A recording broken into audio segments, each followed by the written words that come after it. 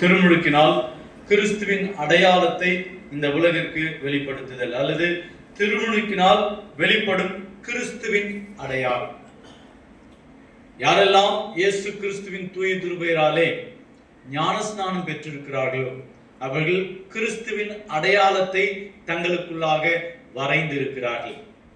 ஐயர் கூட ஞானஸ்நானம் கொடுத்ததுக்கு பிறகு அவங்களை வழி அனுப்புவதற்கு முன்பு ஞானஸ்நானம் கொடுத்த உடனே அவருடைய நெற்றியிலே சிலுவையின் சின்னத்தை வரைந்து, இன்று முதல் இவர் கிறிஸ்து இயேசுவுக்கு என்று வெட்கப்படாமல், கிறிஸ்துவை ஒருபோதும் அறிக்கையிட வெட்கப்படாமல் ஒவ்வொரு நாளும் கிறிஸ்துவுக்கென்று அவருடைய திருத்தொண்டராக திருத்தூதுவாராக வாழ்வாராக அப்படின்னு சொல்லிட்டு இவரை நாங்கள் கிறிஸ்துவின் மந்தையாகிய திருச்சபையிலே ஏற்றுக்கொள்கிறோம் சொன்னதுக்கு பிறகுதான் அதை சொல்லுவார் இல்லைங்களா.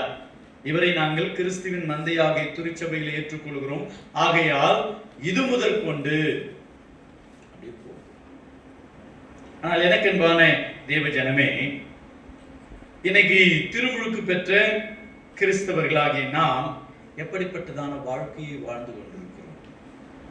நம்ம நிறைய சொல்றோங்க, கிறிஸ்தவர்களுக்கு எதிரான துன்புறுத்தல், பிரச்சனைகள், போராட்டங்கள் எங்க ஊர்ல எல்லாம் இல்ல, தமிழ்நாட்டில் இல்ல, வட மாநிலங்களே இருக்கிறது.